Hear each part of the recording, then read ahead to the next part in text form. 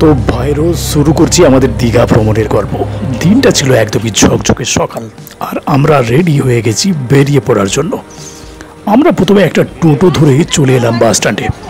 সকালে ঠান্ডা ঠান্ডা বাতাস আর রাস্তার একপাশে ঘুমন্ত শহর, এইভাবেই আমাদের সফর শুরু হয়েছিল। বাস স্ট্যান্ডে পৌঁছতে গিয়ে একটা বাস দাঁড়িয়ে আছে অলরেডি অফিসের সামনে। বাসটা ছিল দাঁড়িয়ে আমাদের অফিসের সামনে। যেই না আমরা গেলাম অমনি সঙ্গে সঙ্গে উঠে পড়লাম এবং ট্রিপ শুরু। বাসে বসেই জানালা দিয়ে দেখি প্রকৃতির অসাধারণ দৃশ্য, গাছগাছালি, ছোট ছোট দোকান, রাস্তার পাশে খোলা জানালা দিয়ে দেখছিলাম খেলা করছে কত বাচ্চারা। সব মিলিয়ে মনে হচ্ছিল যেন সিনেমার একটি সিন চলছে। আর হ্যাঁ, জানালার ধারে বসে হালকা হাওয়া খেতে খেতে মনে হচ্ছিল দীঘার সমুদ্র যেন ডাকে। আর আমরাও দেরি না করে চলেছি তারই দিকে। একটু একটু করে শহরের কোলাহল পেছনে ফেলে প্রকৃতির মাঝে হারিয়ে যাচ্ছিলাম আমরা।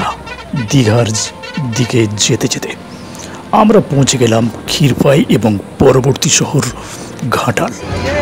ঘাটাল থেকে আমরা দেখছিলাম সেই নদীর দৃশ্য, যেটা ছিল মাতঙ্গিনী সেতুর উপর দাঁড়িয়ে এক আলাদা অভিজ্ঞতা, অনুভব। অবশ্যই আমরা পরবর্তী সময় দেখাবো পরবর্তী সময়ে কী কী থাকছে আমাদের সঙ্গে। বাস থেকে নামার পর কী খাওয়া হলো, দীঘায় পৌঁছানো, হোটেল, সমুদ্রে প্রথম দেখা, দুপুরের ঘোরা, সানসেট ইত্যাদি।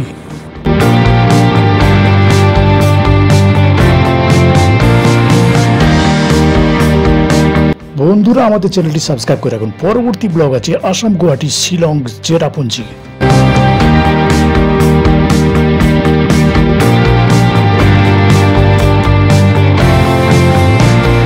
তো এই হচ্ছে সেই জায়গাটা যেখানে আমরা ঝামেলায় পড়ে গেছিলাম, কিন্তু যাই হোক বেশিক্ষণ কিন্তু এখানে দাঁড়াতে হয়নি। মোটামুটিভাবে 15-20 মিনিট কিন্তু আমাদের বাসটা এখানে দাঁড়িয়ে রেখে দিয়েছিল।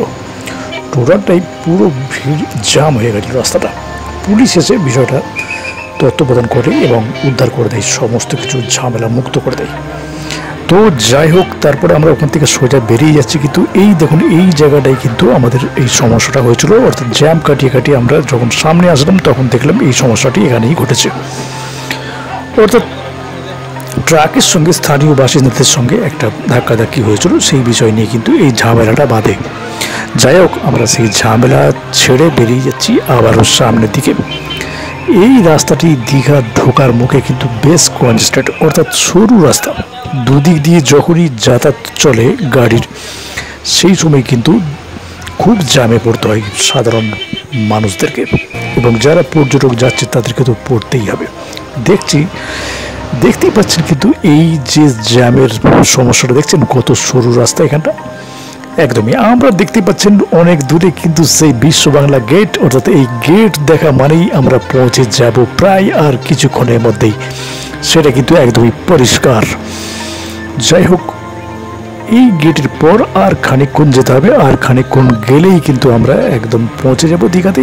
সোজা না গিয়ে আমরা ডান দিকে বেঁকে গেলাম। দেখুন সবাই উৎসুক এবার নামার জন্য। আমরা পৌঁছেই গেছি দীঘার সেই টাউনে, অর্থাৎ হোটেলটা আমরা খুঁজবো ঠিকই। অনেকটা পথ পেরিয়ে আমরা অবশেষে পৌঁছে গেলাম দীঘায়। বাস থেকে নেমেই একদম ভিন্ন একটা অনুভূতি, সেই পরিচিত নোনতা গন্ধ আর বাতাসে যেন সমুদ্রের ডাক। দীঘার মাটি, সেই টুকটুকে রোদ আর চারপাশে পর্যটকদের ভিড়, আহা কি যে ভালো লাগছিল বলার নয়।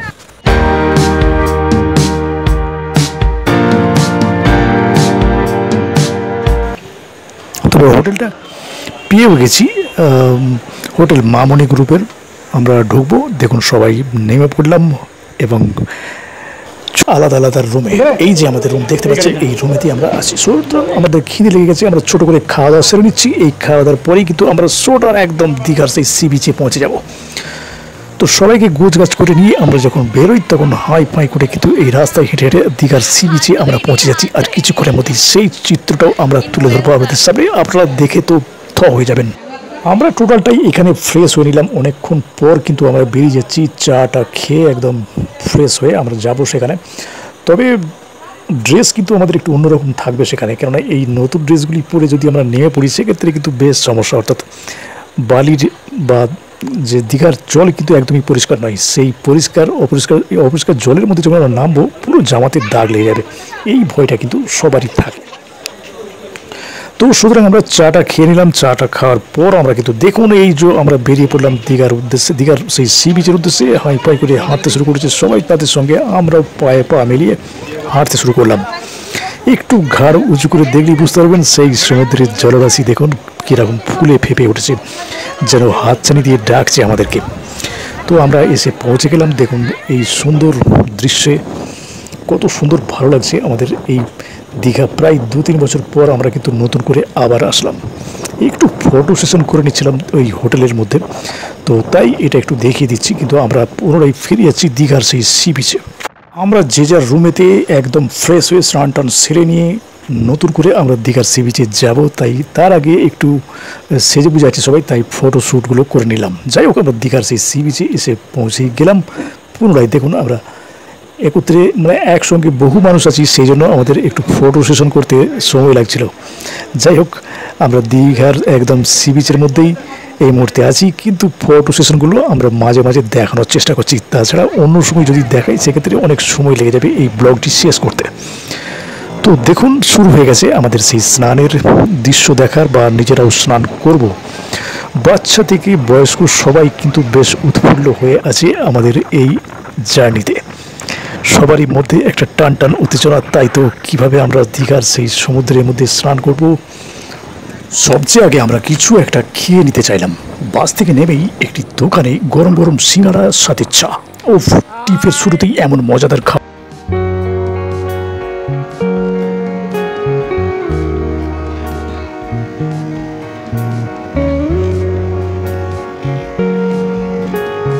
পারবে মনটা একদম ফুরফুরে হয়ে গেল। খাওয়া দাওয়া সেরে আমরা রওনা দিচ্ছি এবার সোজা সমুদ্র সৈকতের দিকে। জানালার বাইরে তাকিয়ে দেখি বহু মানুষের যাতায়াত শুরু হয়ে গেছে অলরেডি। ব্যাগ রেখে সাথে সাথে আমরা আর থাকতে পারলাম না, দৌড়ে চলে গেলাম সোজা সমুদ্রের ধারে। বালিতে পা রেখেই মনে হচ্ছিল যেন সব ক্লান্তি উড়ে গেছে। ঢেউয়ের শব্দে বাতাসের ছোঁয়া আর চোখের সামনে সেই বিশাল সমুদ্র একদম ম্যাজিকের মতো লাগছিল। কেউ কেউ তখনই পায়ে জল দিয়ে দৌড়াদৌড়ি করছে, আবার কেউ কেউ বসে বসে সেলফি। আমরাও দাঁড়ালাম এক কোণে, কারণ এরপর শুরু হবে দীঘার আসল এক্সপ্লোরেশন। সঙ্গে থাকুন, মজা পাবেন। এইবার আমরা এখান থেকে সোজা চলে যাব হোটেল। আমাদের স্নান করা প্রায় শেষের দিকে, আর বেশিক্ষণ এখানে স্নান করা যায় না। তার কারণ হচ্ছে এখানে এত বেশি জলের তোড় থাকে, সেক্ষেত্রে মানুষ কিন্তু প্রচুর টায়ার্ড হয়ে যায়। সেই টায়ার্ডের ফলে কিন্তু বেশিক্ষণ থাকা যায় না। অনেকে অবশ্য নেশা করেই এই জায়গাগুলি রয়েই যায় অনেকক্ষণ ধরে। একদম স্নান করতে করতে দীঘাতে দেখুন সন্ধ্যা হয়ে গেল, বিকেল ঘনিয়ে সন্ধ্যা হয়ে গেল, কারোর হোশ নেই। স্নান করেই যাচ্ছে, আনন্দ করেই যাচ্ছে। আমরা কিন্তু উঠে পড়লাম আর স্নান না করে এবার আমরা এসে গেলাম সন্ধ্যাবেলার দীঘার সেই বড় বড় মার্কেটগুলিতে। এখানে শুধু আমরা ঘোরাফেরা করব, দেখবো বেশি, কিনবো কম। দেখতে পাচ্ছেন কত মানুষজন দীঘার স্নান সেরে বিকালের দিকে এই কেনাকাটা বা সন্ধ্যা ঘনিয়ে যখন আসে তখন কেনাকাটা করতে শুরু করে। আমরাও ঠিক তাই করি। সন্ধ্যা পর্যন্ত দীঘায় বেশ মজা করলাম। সমুদ্রের গর্জন, হালকা ঠান্ডা হাওয়া আর সেই রকমের সন্ধ্যার আলো, সব মিলে এক কথায় দারুণ এক অভিজ্ঞতা। রাতটা হোটেলেই কাটালাম, পরিশ্রান্ত শরীর, কিন্তু মনটা তখনও যেন বিচেই রয়ে গেছে। সকালে খুব ভোরে উঠে আমরা আবার ছুটে গেলাম সেই প্রিয় জায়গায়, দীঘার সেই পাথরে ভরা সমুদ্রের ধারে। সকালের হালকা রোদ, ঠান্ডা হাওয়া আর ঢেউয়ের ছলাক ছলাক শব্দ। আহা, এক কাপ চা নিয়ে বসে রইলাম, যেন সময়টা থেমে যায় এখানে। এইভাবেই দীঘার শেষ সকালটা কাটালাম, একেবারে মন ছুঁয়ে যাওয়ার অনুভূতির মধ্যে। এরপর দুপুরে আমরা রওনা দিলাম নিজেদের গন্তব্যের পথে। সাথে করে নিয়ে এলাম অসংখ্য স্মৃতি, ছবি আর একটা শান্তি, যা শুধু দীঘার মতো জায়গায় গিয়ে পাওয়া যায়। তো আমাদের এই ব্লগটি কেমন লাগলো অবশ্যই কমেন্টসে জানাবেন। আরও ভালো ভালো ব্লগ দেখতে আমাদের চ্যানেল সাবস্ক্রাইব করে রাখবেন।